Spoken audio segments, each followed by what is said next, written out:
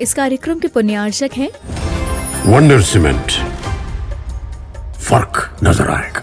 Shri SP Jain, Shrimati Meena Jain, Shri Satyen Jain, Shrimati Shraddha Jain. Firm Pride Group, SP Capital Financing Limited, Mumbai.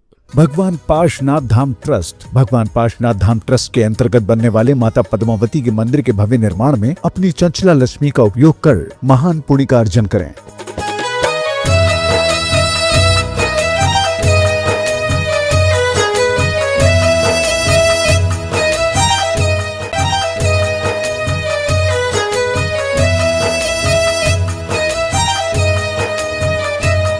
ओम नमः सिद्धेभ्यः, ओम नमः सिद्धेभ्यः, ओम नमः सिद्धेभ्यः।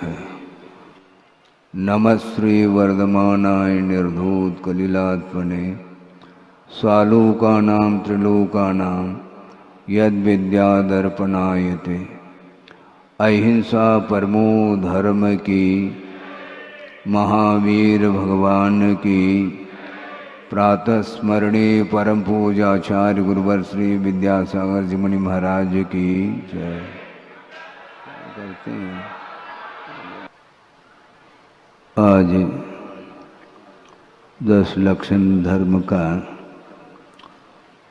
चतुर्थ दिन, चौथा दिन है और धर्म का स्वरूप समझ में आ जाए तो एक क्षण के लिए भी आसक्ति टिक नहीं सकती। लोभ बना रहता है संसारी प्राणी का। धर्म की आराधना करते समय कभी भी अपेक्षाएं नहीं रखनी चाहिए। अपेक्षाओं के साथ धर्म की आराधना नहीं होती है, इसको ध्यान में रखना चाहिए। हमेशा संसारी प्राणी का मन आकुलित रहता है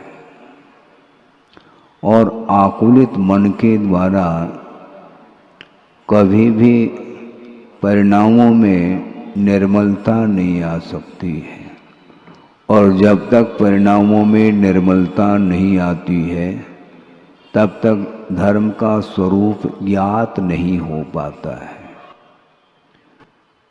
कितने क्षण के लिए आपका मन शांत रहता है आपको ज्ञात है? बहुत ज़्यादा शोरगुल हो जाता है, ध्वनि प्रदूषण के माध्यम से भी मन हमेशा विक्षिप्त रहता है। ये सोच लो कि मन को केंद्रित करने के लिए अपने को क्या करना चाहिए। मन केंद्रित क्यों नहीं होता है इसको समझना है हमें। रागद्वेषादि कल्लोलै रलोलम यन मनोजलम सपश्यत्यात्मनस्तत्वम तत्तत्वम नेतरो जनः। इस प्रकार आचार्य पूजपा स्वामी ने इष्टोपदेश में यह कारिका दी है, एक श्लोक दिया है समाधि तंत्र में। ठीक है, पूजपा स्वामी के द्वारा रचित 2 अध्यात्म ग्रंथ हैं, एक इष्टोपदेश और एक समाधि तंत्र। सोचो विचार करो। राग द्वेषादिक भावों के द्वारा जब तक अपना मानस सरोवर कलुषित रहेगा, तरंगित रहेगा, तब तक आत्म तत्व का दर्शन संभव नहीं है। और ये कालुष्य भाव जो उत्पन्न होते हैं ये बहिर्दृष्टि के कारण ही हमेशा मन कलुषता का अनुभव करता है। जबकि शांति जो मिलती है, आत्मिक शांति, वह बाहर नहीं मिल सकती है। बार बार संबोधित करने के उपरांत भी एक स्वभाव सा बना हुआ है कि एक समय के लिए भी अपना उपयोग स्थिर नहीं रह पाता। इसको मन को चलायमान करने वाला कौन है? बाहरी वस्तु है, क्योंकि बिना भावाश्रव के द्रव्याश्रव नहीं हो सकता, यह सिद्धांत है। आपके अंदर जो परिणाम उत्पन्न होते हैं वो परिणाम भी बाहरी वस्तुओं के निमित्त को लेकर के ही परिणाम उत्पन्न होते रहते हैं। यदि वो परिणाम कलुषित है तो निश्चित रूप से यह स्पष्ट हो जाता है, मन को कलुषित करने वाली जो सामग्री है वह आर्ध ध्यान की सामग्री मानी जाती है। आर्ध ध्यान और रौद्र ध्यान की सामग्री के द्वारा कभी भी धर्म ध्यान संभव नहीं है, और जब तक वह धर्म ध्यान नहीं करता है संसारी प्राणी, तब तक वह पाप का अर्जन करता ही चला जाता है। बड़ा विस्मय होता है। आचार्यों ने ये कहा है कि मन को शांत करने के लिए उसके योग्य जो साधन सामग्री है उसी का अवलंबन लेना चाहिए। उसको छोड़ करके अन्य वस्तुओं का हम आधार लेते हैं और अपने मन को शांत बनाने का उपक्रम करते हैं। ये ठीक आगम से विपरीत यह चर्या मानी जाती है। कोई भी पदार्थ हो, जिस पदार्थ का आधार लेकर के यदि मन संयत है तो वह उसका मन पवित्रता का अनुभव कर सकता है। प्राथमिक भूमिका में आगमकारों ने श्रवणों के लिए भी यही स्पष्ट संबोधित किया है कि पंच परमेष्टि का आधार लेकर के तुम मन को केंद्रित करोगे तो उसके माध्यम से मन में शांति मिल सकती है। और प्रभु के चरणों में जाने के उपरांत भी यदि अपेक्षाओं को साथ लेकर के जाता है तो कभी भी प्रभु का दर्शन वह नहीं कर पाता। प्रभु के समीप होते हुए भी प्रभु का दर्शन नहीं होता। इसको बहुत बारीकी से अध्ययन करने की आवश्यकता है। वह प्रतिमा सामने है, वीतराग मुद्रा है, इसके उपरांत भी उसका मन कहाँ पर टिका हुआ है? वहां पर पंचेंद्र के विषय उपस्थित है क्या? नहीं है। वीतराग मुद्रा है और वह पहुंचा है प्रभु के चरणों में। इसके उपरांत भी उसका मन कुछ अपेक्षा को लेकर के गया है। उस अपेक्षा की पूर्ति यदि नहीं होती है तो संभव है भगवान के प्रति भी आस्था कम होती चली जाती है, क्योंकि जिस उद्देश्य को लेकर के मैं गया था उस उद्देश्य की पूर्ति नहीं हुई है। इसलिए अब प्रभु कुछ देते हैं नहीं। उनके पास क्या है? बड़ी कठिनाई है। 22 परिचयों में एक परिचय आता है अदर्शन परिचय। उसका अर्थ भी बहुत स्पष्ट रूप से आगमकारों ने दिया है आगम में कि अदर्शन परिचय का अर्थ यह है, सुनते हैं आगम में लिखा है कि दीर्घ काल तक साधना करने से उसका परिणाम सामने आता है। क्या आता है? अनेक प्रकार की रिद्धियां प्राप्त होती हैं, सिद्धियां प्राप्त होती हैं, ज्ञान का विकास भी होता है। यह सब सुना तो है, किंतु दीर्घकालीन साधना के परिणाम देखने में नहीं आ रहे हैं। इसलिए ये केवल काल्पनिक है, इस प्रकार का भाव भी उसके अंदर आता है, नहीं आना चाहिए। ये क्यों आता है? ये अपेक्षा के कारण आता है। निरपेक्ष भाव के साथ यदि हम आत्म तत्व का चिंतन करते हैं, आगम की आराधना करते हैं और प्रभु की भी आराधना करते हैं, तो उसके माध्यम से बहुत अल्प समय में सासे पुण्य का संचय हो सकता है। लेकिन किसको चाहिए? वो बहुत जल्दी में धैर्य नहीं है, और जिसके अंदर धैर्य नहीं है तो वह बालक से भी छोटा माना जाता है। ध्यान रखो,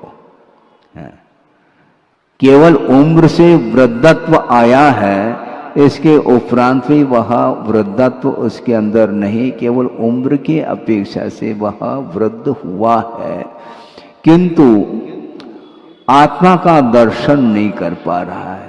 तो आत्मदर्शन के अभाव में वह वृद्धत्व किस काम का है?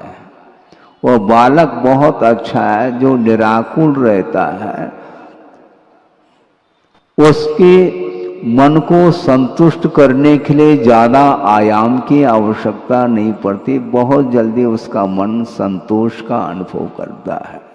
उसको क्या चाहिए? थोड़े बहुत जो मन की पूर्ति होती है उतने में वह आह्लादित हो जाता है। लेकिन संसारी प्राणी को समझाते समझाते समझाते गुरु थक सकते हैं, भगवान भी थक सकते हैं, थकेंगे नहीं, किंतु एक कहने में आता है, कहने की एक सीमा होती है, वहां तक तो कहा जा सकता है, किंतु उसकी वृत्ति यदि नहीं सुधरती है तो उसके लिए कहने में कोई लाभ देखने में नहीं आता है। तो इसलिए ये जितने भी पंचेंद्रिय के विषय हैं, इन विषयों को लेकर के ही लोभ निरंतर बढ़ता चला जाता है। जैसे आप लोग बोलते हैं, जो पावक में घी डाला है, पावक अर्थात अग्नि है, उसमें आप घी डालते चले जाओ, कभी भी वह अग्नि शांत नहीं हो सकती, प्रत्युत और वह उद्दीप्त होती चली जाती है। उसी प्रकार ये लोभ की प्रकृति है। लोभ का स्वभाव क्या है? वह कभी भी शांत नहीं होता, और की भूख उसकी बढ़ती ही चली जाती है। उसकी जो तृष्णा है, उसकी जो आशा है, वह निरंतर बढ़ती है। और यदि मान लो वह लोभ अनंतानुबंधी संबंधी यदि लोभ जागृत हो जाए तो उसका शमन करना ही कठिन है। आचार्य गुणभद्र स्वामी ने आत्मानुशासन में एक प्रसंग दिया है, इसी आशा के विषय में उन्होंने ये कहा कि एक नहीं, दो नहीं, तीन नहीं, इस लोक में अनंतानंत जीव हैं और प्रत्येक जीव के पास अनंत आशा रूपी खाई विद्यमान है। आप सुन रहे हैं? आशा रूपी खाई प्रत्येक जीव के पास विद्यमान है और अनंतानंत जीव हैं।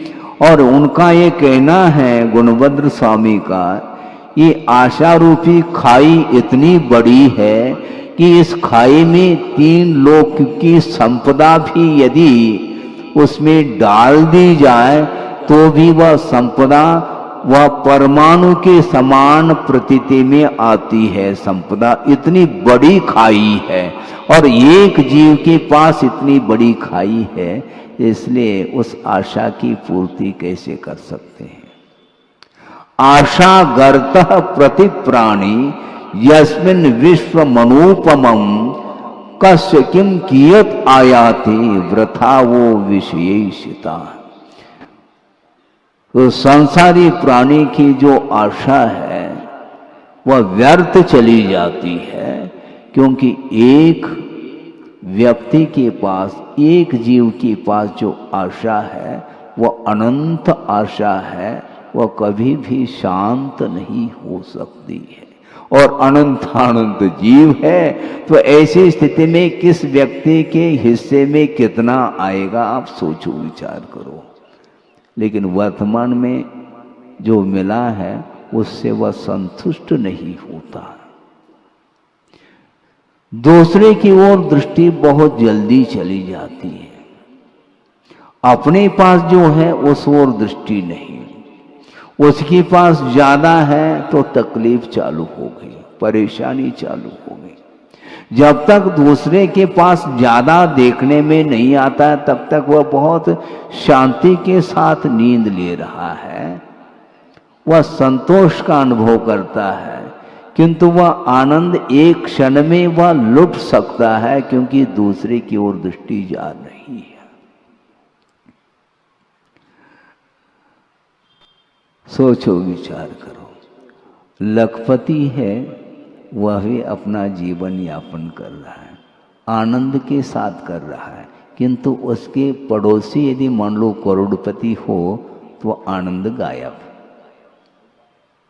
और करोड़पति आनंदित होता है, वो फूला नहीं समाता। और मान लो करोड़पति के पास यदि मान लो अरबपति आ जाए, फिर उसकी नींद भी समाप्त होती है।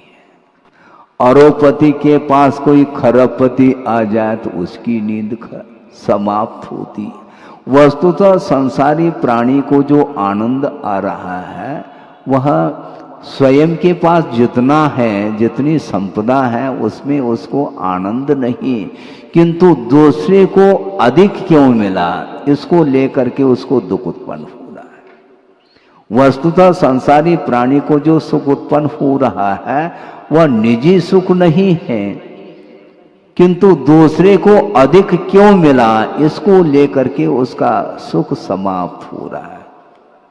और कहता क्या है, सुखी रहे सब जीव जगत के, केवल कहना भर हो गया है, सुखी रहे सब जीव जगत के, कोई कभी न घबरावे। ये पंक्ति तो वह बोल रहा है, किंतु सामने वाला यदि सुखी नजर आ रहा है तो उसको और आनंद का अनुभव होना चाहिए था, किंतु उसका आनंद समाप्त हो जाता है, वह दुख के रूप में परिवर्तित हो जाता है। इसको बोलते ईर्ष्या। इसके कारण ही आनंद समाप्त हो जाता है। लोभ के कारण ही संसारी प्राणी आत्मिक सुख से वंचित है। कहां तक वर्णन करें, आचार वर्णन करते करते थक रहे हैं। इसके उपरांत भी हम एक प्रश्न पढ़ करके कभी सोचते नहीं, देखते नहीं, चिंतन नहीं करते, विचार नहीं करते हैं। ये लोभ पाप का बाप, इस प्रकार भी हमने यहीं पर बुंदेलखंड में उक्ति सुनी थी। लेकिन लोभ पाप का बाप कहना, इसके उपरांत भी वह बाप ही उस लोभ के चपेट में आता है, नाती नहीं आता है। छोटा सा नाती है, गोद में है, दादाजी की गोद में, और उसको कोई भी विकल्प नहीं है, वह बहुत निर्विकल्प महसूस करता है। किंतु जो बड़ा, जितना बड़ा होता चला जाता है, उसकी आशा भी बड़ी होती चली जाती है। सोचो विचार करो, बहुत कठिन काम है ये। एक कहावत हमें स्मरण में, जैसा कल या परसों सुनाया था ना मराठी का, इसी प्रकार एक कन्नड़ में भी कहावत है, आपके सामने रख रहा हूं, बहुत प्रासंगिक है कि होने से मुप्पादरे होली मुप्पे, एक प्रश्नार्थक ये कहावत है। होने से मुप्पादरे होली मुप्पे, इसका अनुवाद ये है, एक इमली का वृक्ष है, वह बहुत बूढ़ा हुआ है, समझ रहे हैं आप?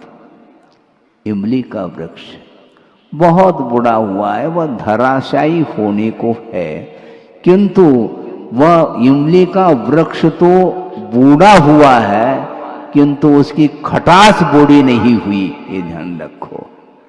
इसी प्रकार संसारी प्राणी का जो शरीर है वह शिथिल हो चुका है, इंद्रियां सारी शिथिल हुई है, किंतु वह जो तृष्णा है, जो आशा है, वह कभी भी बूढ़ी नहीं हुई। वह हमेशा वह तृष्णा आशा युवती बनी रही है। सोचो, विचार करो, मरणासन्न हो करके भी उसकी आशा समाप्त नहीं हो रही है, और वह मन में ये विचार करता है, जिंदगी भर जीवन भर जो हमने सुख का अनुभव किया है, अब मरणासन्न हो रहा हूँ, भगवान भविष्य में भी मुझे इसी प्रकार की संपदा प्राप्त हो, इस प्रकार वह निदान कर रहा है। भोगों की आकांक्षा का नाम निदान कहा है। सोचो, विचार करो, जिंदगी भर जीवन जिया है सुख के साथ, इसके उपरांत भी उसको एक क्षण के लिए भी तृप्ति नहीं हो पा रही है, और भविष्य की चिंता के कारण वह उसका शरीर और दुख का अनुभव कर रहा है। वर्तमान में कौन जी रहा है? भोजन करने के लिए बैठा है, इसके उपरांत भी वह स्वाद नहीं ले पा रहा है, भविष्य की चिंता के कारण है। थाली में जो सामग्री, भोजन सामग्री आई है, उसको चाव से वह ग्रहण तक नहीं कर पा रहा है। क्यों? इस प्रकार इतना ही है कि कुछ और है क्या? नहीं। अरे जितना परोसा है उसको तो ले लो, और की क्या आवश्यकता है? पूरी थाली समाप्त हो जाए, थाली नहीं, थाली में जो सामग्री रखी है, भोजन सामग्री, वो पूरा भोजन कर लो, फिर बाद में परोस दें। चिंता क्यों? किंतु चिंता हमेशा सताती इसको। इसलिए वर्तमान में जीवन जीने के लिए बार बार आचार्य कहते हैं, अतीत और अनागत को भूल जाओ, और वर्तमान में जो मिला है कर्म के उदय में, उसमें संतोष का अनुभव करके यदि संसार से ऊपर उठने के लिए कुछ साधना करोगे तो निश्चित रूप से नहीं मांगोगे, तब भी वह सामग्री तुम्हें मिलने वाली है। जो ही संयम धारण कर लेता है, त्यों ही निरंतर वह एकांत रूप से पुण्य का ही संचय करता है, और वह भी साथ से पुण्य का संचय करता है। किंतु जो भविष्य की चिंता में वह चिंतातुर हो करके वह जीवन व्यतीत करता है, तो उसको कुछ भी मिलने वाला नहीं है। ये लोभ ही हमेशा इसको आकुलित करता है। निराकुल भाव यदि लाना चाहो तो लोभ को समाप्त करो, ये कहा जा रहा है।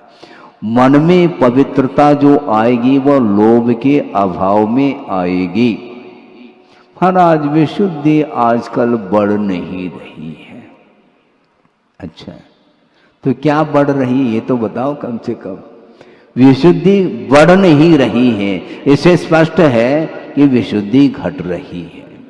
तो विशुद्धि घट क्यों रही है? संक्लेश के कारण विशुद्धि घटती है, ये हमेशा लिख करके रखो। महाराज, पुण्य बहुत पतला हो रहा है, उसको गाढ़ा कैसा कर ले महाराज? पुण्य गाढ़ा कैसे हो? तो उनको ये कहा कि भैया, पुण्य को गाढ़ा करने का एक साधन है, आप अपने पाप को पतला कर दो। पाप को पतला करेंगे तो निश्चित रूप से पुण्य गाढ़ा होगा। तालियां तो बज रही हैं, अनुपात से कम ही बज रही है वो, अब फिर बजाने लगे। देखो, यही तो समस्या है। मतलब प्रशिक्षण की आवश्यकता पड़ती है आप लोगों को। पुण्य गाढ़ा हो तो कैसा हो, पाप को कम करो, और पाप में जो परिणाम होते हैं उसके लिए केवल पंचेंद्रिय के विषय ही एकमात्र उसके लिए निमित्त बनते हैं। हाँ, सामने पंचेंद्रिय के विषय उपस्थित भी यदि मान लो नहीं है, तब भी उसका मन आकुलित रहता है। क्यों? यहां पर तो नहीं है नो कर्म, फिर भी उसको ये विकल्प क्यों आ रहा है? वह स्मृति के रूप में वह नो कर्म सामने आया है। यहां पर आप बैठे हैं, आपके सामने दुकान है क्या? नहीं है, लेकिन मन में तो अच्छा, एक नहीं कई दुकान खुल सकते हैं। मन में तो है दुकान। यहां पर दुकान छोड़ करके आप लोग आए हैं, निश्चिंत होकर के आए हैं क्या? हाँ महाराज, निश्चिंत होकर के, लेकिन ये ध्यान रखो, या तो दुकान में ताला डाल करके आए हैं तब तो निश्चिंत होकर के, अथवा किसी एक मेंबर को बिठा करके आए हैं, अपने लड़के को बिठा करके आ गए हैं, क्योंकि वो लड़का कहता है पिताजी आपका धर्म करने का समय है, मैं बैठूंगा यहाँ पर, आप जाओ। कहाँ पर? बोर्डिंग। और बोर्डिंग वाले तो यहीं पर है, उनको बस इस पंडाल से बाहर जाने की देरी है, दुकान दिखता है उनको। ये समस्या यही है, मन हमेशा विक्षिप्त रहता है, मन हमेशा क्षुब्ध रहता है, कभी भी वह संतोष का अनुभव नहीं करता। ये लोभ के कारण, तृष्णा के कारण ही वह हमेशा मन शांत नहीं रहता, आकुलित रहता है। इसलिए लोभ को कम करना चाहिए, क्योंकि प्रत्येक संसारी प्राणी के पास आशा अनंत के रूप में है। हाँ, अनंतानुबंधी संबंधी यदि लोभ जागृत हो गया, उसको संभालना ही कठिन है। हाँ, क्योंकि वस्तुतः जो आत्मिक शांति है वह पंचेंद्र के विषयों से मिल नहीं सकती। पंचेंद्र के विषयों से शांति की मान्यता रखना ये अज्ञान का परिणाम समझते हैं हम।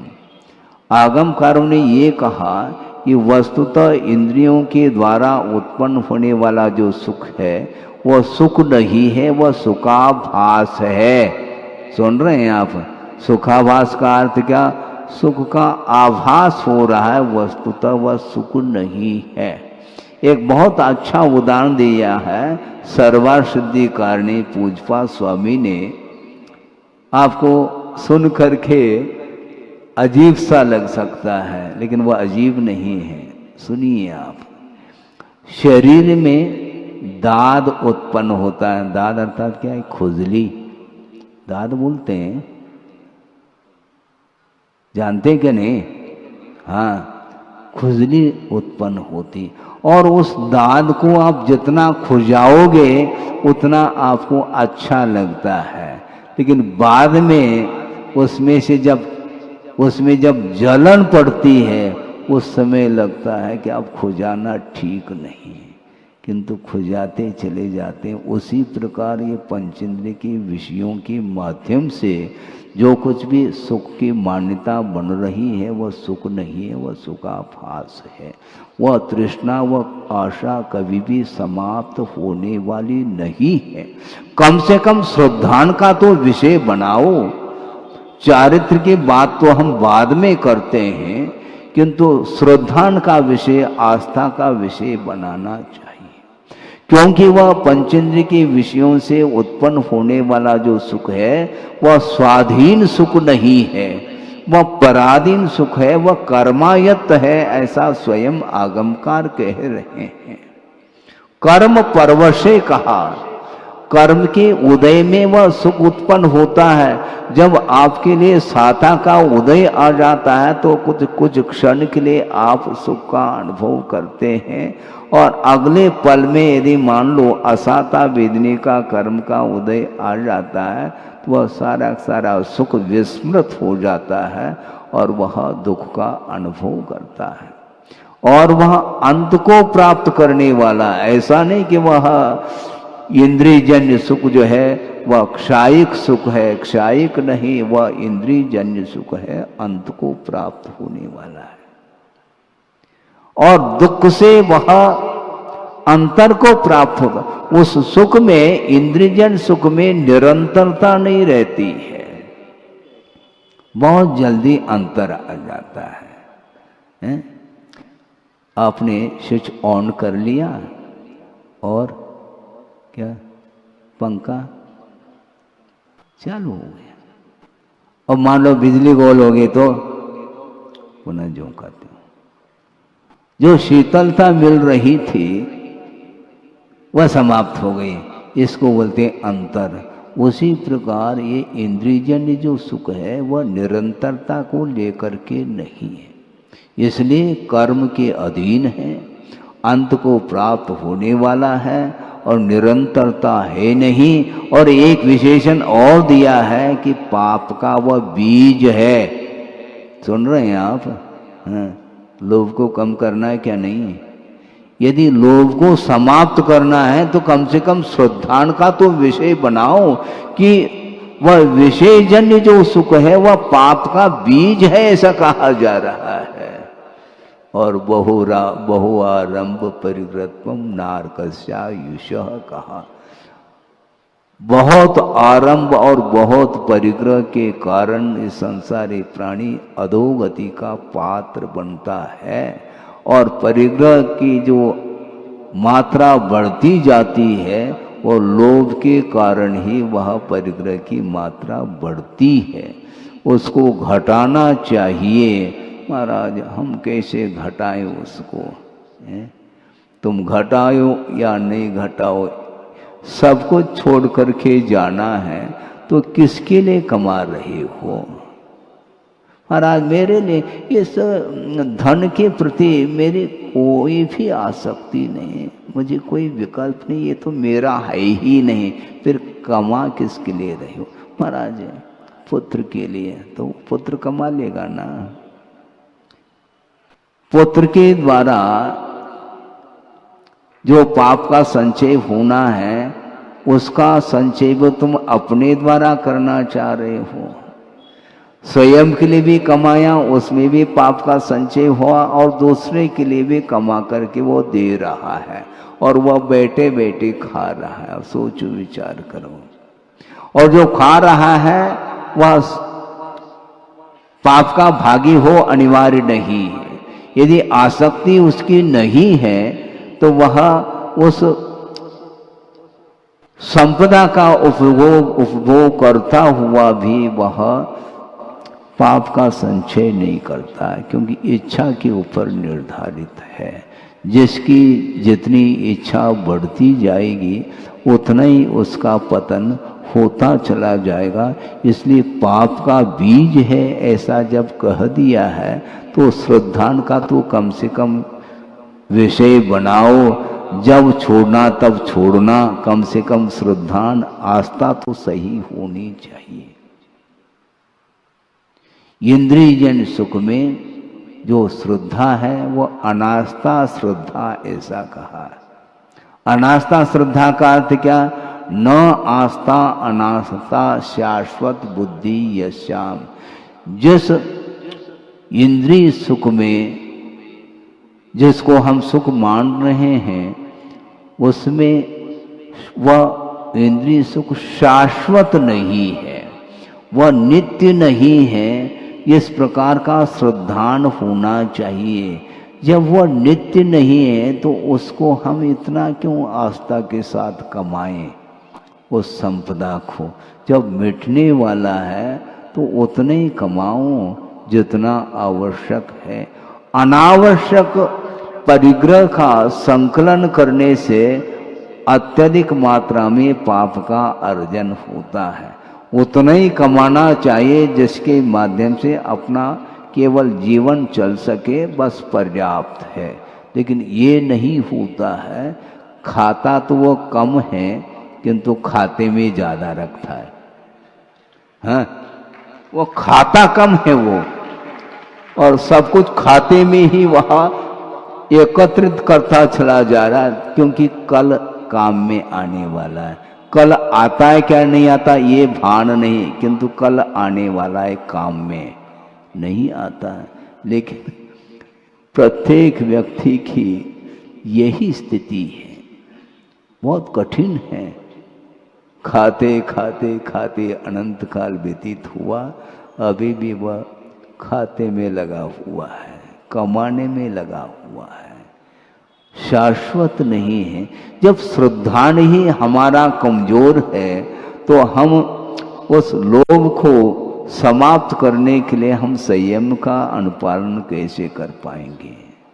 पहले श्रद्धा तो बनाओ कि वस्तुतः पंचेंद्र के विषय ये हैं, ग्रहण करने योग्य नहीं, इस प्रकार विचार कर लेना चाहिए। नहीं हो पाता ये विचार। एक हाइकू आपके सामने रख रहा हूं, गुरुदेव ने दिया है, उनका चिंतन तो देखो, अनूठा चिंतन है। उनका ये कहना है, इष्ट सिद्धि में अनिष्ट से बचना दुष्टता नहीं। सुना आपने? फिर से दोहराएं, इष्ट सिद्धि में अनिष्ट से बचना दुष्टता नहीं है। अनिष्ट क्या है पहले तय कर लो। पंचेंद्र के विषय ही हमारे लिए अनिष्टकारी है, और इष्ट की सिद्धि क्या करना, शुद्ध परमात्मा तत्व ही हमारे लिए अभिष्ट है। उसकी सिद्धि में जो अनिष्ट पदार्थ हैं उससे बचना ये दुष्टता नहीं, बहुत गहरा अर्थ है। बचना चाहिए साधक को। गुरुदेव ने ये कहा था कि वस्तुतः वर्तमान में जो कुछ भी आचरण है वो इतना पवित्र आचरण बनाया जा सकता है। यहां तक कहा था गुरुदेव ने, शुद्धोदय की बात है कि वर्तमान में हम प्रभु का दर्शन नहीं कर सकते, ये अलग विषय है, किंतु प्रभुवत आचरण किया जा सकता है कथनचित। कथनचित इसलिए कहा जा रहा है क्योंकि छद्मस्त अवस्था में कुछ ऐसी क्रियाएं भी करनी पड़ती है जो आवश्यक मानी जाती है। भगवान के समान बैठ सकते हैं हम, ये कैसा संभव है? क्यों नहीं संभव है? मान लो एक बार आहार करना है तो करके आशा, कोई बाधा नहीं। उसके बाद निश्चिंत होकर के पंचेंद्रिय के व्यापार से अपने आप को मुक्त करके मन में चिंतन ले आओ कि प्रभु कैसे होते हैं, प्रभु का क्या स्वरूप होता है। दृष्टि नासा पे धरे, एक क्षण के लिए भी आपकी दृष्टि नासा पर नहीं टिक पाती, इधर उधर वह देखता ही रहता है। क्या देखता है? भगवान ही मालिक है। इतनी चंचलता क्यों है मन में? क्या चाहते हो तुम? स्वभाव है ये, इसलिए उसके स्वभाव को समाप्त करना है। मन की जो चंचलता है उसको दूर करना है, और जब तक मन चंचल रहेगा तो वो लोभ को समेट नहीं पाएगा। पक्की बात है। आंख खोल करके देखते हैं तो विश्व सामने आता है, सामने आता है तो उस ओर ही मन जाता है। खोल ही दिया मन, अब दृष्टि को अपने भीतर लाने के लिए बहुत कठिनाई का अनुभव करना पड़ेगा आपको। बार बार बार बार मन बाहर जाता है, कई बार यह प्रसंग सुनाया होगा, उसको फिर से दोहरा रहा हूँ। षटखंड आगम की वाचना चल रही है। आचार्य महाराज संघ के लिए स्वाध्याय करा रहे हैं और प्रारंभ होना था, इसलिए संघ के लिए अपने ही हाथों से शास्त्र उन्होंने प्रत्येक मुनि महाराज के लिए दे दिया। देने के उपरांत मंगलाचरण करके कायोत्सर करके स्वाध्याय प्रारंभ कर रहे हैं। और आचार्य महाराज स्वाध्याय कराते हैं, किंतु संघ जो स्वाध्याय कर रहा है उसका मन एकाग्र है क्या नहीं, इसका परीक्षण भी वो करते रहते हैं। और सहज रूप से, क्योंकि वह ऊपर बैठे हैं, कौन क्या कर रहा है वह सारा देखने में आता है। एक महाराज की दृष्टि बाहर की ओर गई। उन्होंने कहा, क्यों आपके पास ग्रंथ नहीं मिला है क्या? नहीं, ग्रंथ है महाराज। फिर और क्या चाहिए? पेंसिल चाहिए क्या? नहीं। फिर क्या चाहिए? कुछ नहीं चाहिए। अच्छा, कुछ नहीं चाहिए तो बाहर क्यों देख रहे हैं तुम? उधर बाहर क्या देख रहे हैं? तुम्हें क्या चाहिए मुझे पूछो ना, मैं दे देता हूं तुम्हें। मंगलाचरण करने के उपरांत, कायोत्सर करने के उपरांत स्वाध्याय प्रारंभ हुआ है, तुम्हारा मन बाहर क्यों जा रहा है? एक क्षण के लिए भी जब श्रवण का मन भी बाहर जा सकता है, जबकि वह साधना करने वाले साधक माने जाते हैं, तो आप लोगों की क्या स्थिति होगी देखो। निरंतर आपका मन बाहर ही रहता है। शरीर भले ही सभा में रहे, किंतु बाहर मन बहुत जल्दी चला जाता है। स्वभाव है उसका। उन्होंने, गुरुदेव ने श्वान की उपमा दी है मन के लिए। हाँ, श्वान अर्थात कौन होता है? कुत्ता। वो कूदता है बहुत, इसलिए वो कुत्ता है। वो मन के लिए श्वान की उपमा इसलिए दी है। उन्होंने ये कहा है कि क्या हो गया समझ में मुझको न आता। ये हिंदी है रचना गुरुदेव की। क्या हो गया समझ में मुझको न आता, क्यों बार बार मन बाहर दौड़ जाता। स्वाध्याय ध्यान करके मन रोध पाता, पैश्वान सा मन सदा मल शोध लाता। सोचो क्या लिख रहे हैं। ये आचार्य ज्ञान सागर जी महाराज की उपस्थिति में गुरुदेव ने ये रचना की है, 99 शतक की रचना। उसमें ये पंक्ति मिलती है। ये मन जो है समझ में नहीं आता कि बार बार बाहर क्यों दौड़ लगा रहा है। निरंतर स्वाध्याय और ध्यान करके मन को एकाग्र किया जाता है, किंतु ज्यों ही स्वाध्याय से आवश्यकों से वह निवृत्त हो जाता है, तो पुनः मन बाहर की ओर चला जाता है। उस कुत्ते के गले में पट्टा बंधा रहता है ना, जंजीर हाथ में है और गले में पट्टा है, और उसको मान लो आपने मिठाई भी खिला दो, खाता चला जाएगा। और जो ही उस गले का पट्टा यदि मान लो निकाल दो, तो वह पुनः कहाँ चला जाएगा? नाली के पास वह चला जाता सूंघता सूंघता। क्यों मत पूछो, ये मन का स्वभाव है, ये वृत्ति है इसकी। इसलिए निरंतर मन को केंद्रित ही करना पड़ेगा अपने को, क्योंकि लोभ समाप्त नहीं हो। अच्छी अच्छी चीजें खाने के उपरांत भी पुनः उसकी दृष्टि उसी ओर चली जाती। इसी को बोलते हैं तृष्णा। कभी शांत नहीं होती है।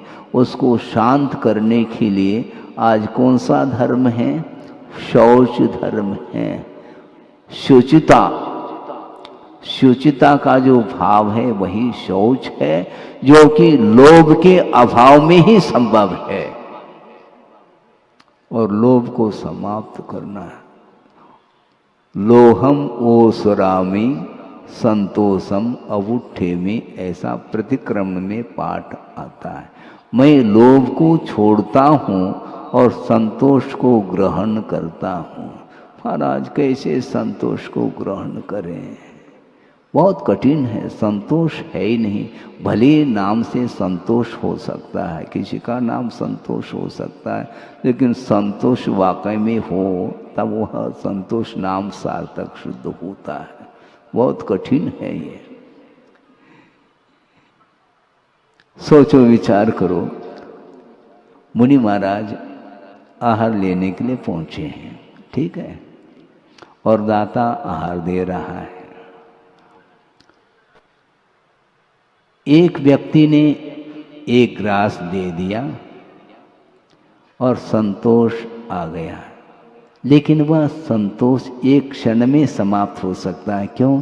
दूसरे ने 2 ग्रास दिए, दूसरे ने 2 ग्रास दिए, बस आनंद समाप्त, क्योंकि हमने एक ही ग्रास दिया है। ये सब क्या है? ये है क्या वस्तुतः? ये दाता का स्वरूप है क्या? उसमें संतोष गुण आना चाहिए। कृत से, कारित से, अनुमोदन से, मन से, वचन से, काय से, ये क्रियाएं, इन क्रियाओं को संपन्न किया जाता है। संतोष होना चाहिए। ये ग्रास में जो आनंद आया था वह एक क्षण में समाप्त क्यों हुआ है? यदि मान लो सभी लोग एक एक ग्रास दिए हैं तो वह आनंद टिक सकता है। किसी ने 2 अथवा 3 ग्रास दे दिया तो वह आनंद समाप्त। इसको बोलते हैं संतोष। कहां से आएगा वो? हमेशा पर की ओर दृष्टि। ये क्यों इस प्रकार होता है? जो मिला है उसमें संतोष धारण करना चाहिए। नहीं हो सकता उसको संतोष। अपने लिए, अपने पुण्य के उदय में जो सामग्री मिली है उस ओर दृष्टि नहीं जाती है और दूसरे की ओर दृष्टि जाती है। उसको कितना मिला है, उसको कितना मिला है। दूसरे की थाली की ओर देखने की अपेक्षा अपनी थाली की ओर देखो ना, क्या दिक्कत है? आपको ज्यादा चाहिए तो पुरुषार्थ कर लो, दूसरे की ओर क्यों देखते हो? पुरुषार्थ शून्य है संसारी प्राणी। फ्री में मिल जाए बस वह बटोर लेता है। फ्री में क्यों है? फ्री में कुछ नहीं मिलने वाला है। बहुत कठिन काम है। एक उदाहरण के माध्यम से इस विषय को आपके सामने रख रहा हूं। समय भी हो रहा है। एक व्यक्ति है जो बहुत ही जीवन में कष्ट का अनुभव करता है। वह प्रतिपल पुरुषार्थ करने के उपरांत भी सुख का अनुभव नहीं कर पा रहा है। गरीब है। वो सोचता है कि मैं निरंतर रात दिन मेहनत कर रहा हूँ, किंतु कोई चीज मिल नहीं पा रही है, संतुष्टि नहीं मिल पा रही है। कर्म का योग है, मैं क्या कर सकता हूँ? पुरुषार्थ करने की भी एक सीमा होती है, बिल्कुल ठीक है। वो पुरुषार्थ कर रहा है किंतु उसमें सफलता नहीं मिल रही है। इसके उपरांत भी वह पुरुषार्थ को जारी रखता है और एक दिन वह भगवान की आराधना कर रहा है और भगवान प्रसन्न हो जाते हैं। भगवान वैसे प्रसन्न नहीं होते हैं, लेकिन एक रूपक है, कथा के रूप में रखा जा रहा है, क्योंकि भगवान न किसी से प्रसन्न होते हैं न किसी से अप्रसन्न। क्योंकि प्रसन्न होने का अर्थ राग है और अप्रसन्न होने का अर्थ द्वेष है। और भगवान न किसी के प्रति राग करते हैं न किसी के प्रति द्वेष करते हैं। आप आरती उतारो, पूजन करो, अर्चन करो, इससे भी उनको कोई प्रयोजन नहीं। न पूजयार्थ त्वयि वीत रागी, ननिंदया नाथ विवांत वैरे, ऐसा कहा। हे भगवान, आपको पूजा से कोई प्रयोजन नहीं है, क्योंकि आप वीतरागी हैं, और किसी की आलोचना निंदा करने से भी आप प्रभावित इसलिए नहीं हो रहे हैं क्योंकि आप वीत द्वेषी हैं, किसी के प्रति द्वेष भाव आपका है नहीं, न राग है न द्वेष है, इसलिए किसी से न आप प्रसन्न होते हैं न किसी से अप्रसन्न। ये भगवान का स्वरूप है। किंतु रूपक में यह दर्शाया है कि एक व्यक्ति ने प्रभु को याद किया तो प्रभु प्रसन्न हो रहे हैं, और उन्होंने पूछा तुम्हें क्या चाहिए। उस व्यक्ति ने कहा मैं बहुत एक प्रकार से दुखी हूँ, बार बार पुरुषार्थ करता हूँ किंतु पुरुषार्थ में सफलता नहीं मिल पाती, और परिवार भी है और मैं भी हूँ, जीवन यापन करने के लिए बहुत कष्ट का अनुभव कर रहा हूँ, तुम्हें क्या चाहिए।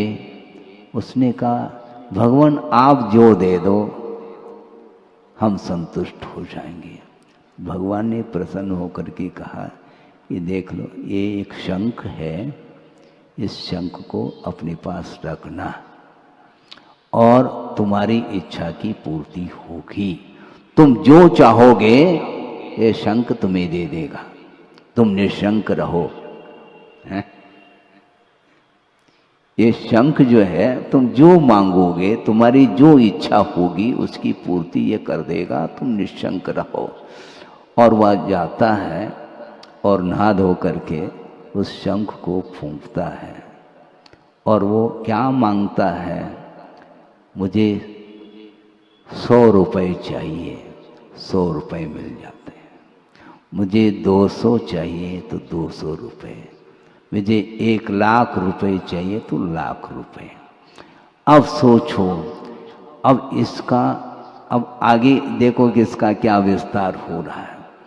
इस प्रकार होने से वो उसकी गरीबी दूर होने लगी और धीरे धीरे उसका प्रचार भी हो गया, और उसका प्रचार होने से जो पड़ोस में रहने वाला जो व्यक्ति था उसके मुंह में पानी आने लगा। उसने सोचा इससे प्रसन्न होकर के भगवान ने शंख दिया है, तो इसलिए अब ऐसा कर लिया जाए। हम तो भगवान के प्रति इतनी भक्ति कर नहीं पाएंगे, इसलिए वो कहीं भी चला जाएगा तो उसको ले आए हम। वो चुरा करके उस शंख को ले आता है। अब समस्या खड़ी हो गई पुनः उस व्यक्ति की। वो पुनः भगवान की आराधना करता तो भगवान पुनः प्रसन्न होते हैं। तो उन्होंने पूछा क्यों, क्या बात है, पुनः क्यों दुखी हो रहे हो। नहीं भगवान क्या करूं, आपने प्रसन्न हो करके हमें एक शंख दिया था, बहुत बड़ी कृपा आपने की थी, लेकिन वह शंख गायब हो गया है। अब मैं क्या करूं। घबराओ नहीं, जो तुम्हें शंख दिया था वही शंख तुम्हें वापस मिल जाएगा, घबराओ नहीं। मैं क्या करूं, एक और शंख दे रहा हूं, किंतु इसके सामने जो तुम चाहोगे वह दुगुना देगा, लेकिन देगा ये कोड़ी भी नहीं, बोलेगा केवल। तुम 100 रुपये मांगोगे तो वह 200 देता हूँ, ऐसा बोलता है, देता कुछ नहीं है। लेकिन इसको प्रचारित कर लो तो निश्चित रूप से जिसने लिया है वह वापस आपके पास रख देगा और इसको ले लेगा। तो उसने ऐसा ही किया। अच्छा प्रचार प्रसार कर ली तो वह पुनः जो जिसने चोरी की थी उसने कहा कि अच्छा दुगुना, जितना बोलेंगे उससे दुगुना, हाँ जो बोलेंगे उसका दुगुना। तो सोचता है ट्राई करके देख ले कम से कम है। तो उसने सोचा कि अरे वो अच्छी बात है। तो अदला बदली हो जाए, हाँ बहुत अच्छी बात है, जल्दी करो। उसने वो पुरानी शंख को उसको दे दिया और जो दोबारा जो शंख दिया गया था उसको ले गया। लेकिन उसको ये जानकारी नहीं थी कि शंख फूंकने से दुगना बोलता तो है, देता कुछ भी नहीं। और जा करके उसने शंख फूंक दिया, मुझे 100 रुपये चाहिए। 100 रुपये क्यों, 200 रुपये ले लो। दिया ये कोड़ी भी नहीं, दे नहीं रहा है, क्या बात हो गई। मुझे 1 लाख रुपए चाहिए। 1 लाख क्यों, 2 लाख ले लो ना। और दे नहीं रहा हो, इसको बोलते हैं लोभ में आकर के ये इस प्रकार उसकी फजीती होती है। चोरी करके उस शंख को लिया था, लेकिन चोरी का जो फल है वह बहुत जल्दी मिल जाता है। अर्थ यह है कि लोभ में आकर के व्यक्ति क्या क्या नहीं करता, यह सामने आता है। स्वयं पुरुषार्थ करके अर्थ पुरुषार्थ करने के लिए कहा है, वह अर्थ पुरुषार्थ नहीं करता। बैठे बैठे बैठे मुझे सब कुछ मिल जाए, सब ले लूंगा मैं। तो मांगना ठीक नहीं, ये मांगने की आदत ठीक नहीं, और चोरी करने की आदत ठीक नहीं। तुम पसीना बहाओ और अर्थ पुरुषार्थ करके कमाओ और प्रभु की आराधना करो, तो धर्म की आराधना सही सही मानी जाती है। लेकिन लोभ सताता है प्रतिपल, इसलिए इस प्रकार उसकी वृत्ति होती है। आज 4 दिन निकल गए, ये ध्यान रखो 10 लक्षण में से। कितने दिन बचे हैं, 6 दिन बचे। उसके बाद तो क्या है हमारा, फिर पूछने की कोई आवश्यकता ही नहीं है, क्योंकि साल भर के लिए निश्चिंत हो जाएंगे हम। मतलब धर्म से है, धर्म से निश्चिंत नहीं होना, अपने काम काज से निश्चिंत होने के लिए धर्म की आराधना करो। ये संसार समाप्त हो जाए, ये संसार कभी समाप्त नहीं होगा। नाना जीवों की अपेक्षा से यह संसार हमेशा बना रहने वाला है। ये अनंत संसार है और इस धरती से अनंतानंत तीर्थंकर निकल गए हैं, ध्यान रखो। इसके बाद भी संसार ज्यों का त्यों बना हुआ है, ये अंत को प्राप्त नहीं हो सकता। अभी तक कितने सिद्ध हुए हैं, अनंतानंत सिद्ध हुए हैं, उसके बाद भी संसार ज्यों का त्यों बना हुआ है। मतलब संसार में संसारी प्राणियों की संख्या कितनी हुई, सोचो, सिद्धांत से विचार करो। एक निगोदिया जीव है, आप सुन रहे हैं, एक निगोदिया जीव है जो कि उसकी शरीर की जो अवगाहना है वह घनांगुल के असंख्यातवें भाग प्रमाण है, बहुत छोटी अवगाहना है। और उसमें कितने जीव हैं उस निगोदिया जीव के शरीर में? एक निगोद शरीरे जीवा दव्व प्रमाण दो दिठा सिद्धे अनंत गुणा। सिद्धों से अनंत गुणी संख्या में एक निगोदिया जीव के शरीर में जीवों की संख्या है। सोचो विचार करो, अभी तक अनंतानंत सिद्ध हुए हैं, उसको पुनः अनंत से गुणित करने पर जो गुणनफल आएगा वह एक निगोदिया जीव के शरीर में है। इसलिए संसार का न अंत अभी तक हुआ है न आगे होगा। हाँ, व्यक्तिगत संसार का अंत हो सकता है। आप अपने संसार को समाप्त करना चाहो तो लोभ को समाप्त कर लो, तो संसार का तुम्हारा व्यक्तिगत संसार अंत को प्राप्त हो सकता है। बाकी यह संसार अनंत काल से बना हुआ है और अनंत काल तक रहेगा, इसका अंत है नहीं। इस प्रकार सिद्धांत ग्रंथों में बात आती है। इसलिए कहाँ तक हम वर्णन करें, निरंतर आप स्वाध्याय करिएगा और आगम में जो विषय आया है उसको पढ़ करके आपकी आंखें खुल सकती है।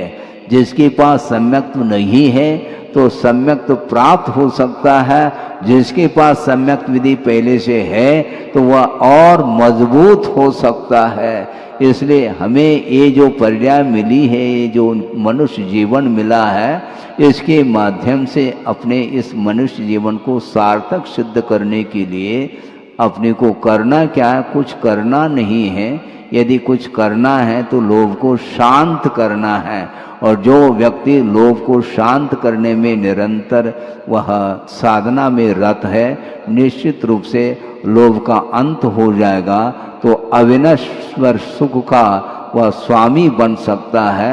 अनंत काल तक वह स्वतंत्रता का अनुभव करता हुआ स्वाधीन सुख का संवेदन कर सकता है। इस प्रकार प्रत्येक जीवन व्यक्ति के जीवन में ये घड़ी आए और वह अनंत सुख का अनुभव करता रहे। इस पवित्र भावना के साथ अहिंसा परमो धर्म की जय। इस कार्यक्रम के पुण्यार्चक थे वंडर सीमेंट, फर्क नजर आएगा। Shri SP Jain, Shrimati Meena Jain, Shri Satyen Jain, Shrimati Shraddha Jain. Firm Pride Group, SP Capital Financing Limited, Mumbai. भगवान पाशनाथ धाम ट्रस्ट भगवान पाशनाथ धाम ट्रस्ट के अंतर्गत बनने वाले माता पद्मावती के मंदिर के भव्य निर्माण में अपनी चंचला लक्ष्मी का उपयोग कर महान पुण्य का अर्जन करें।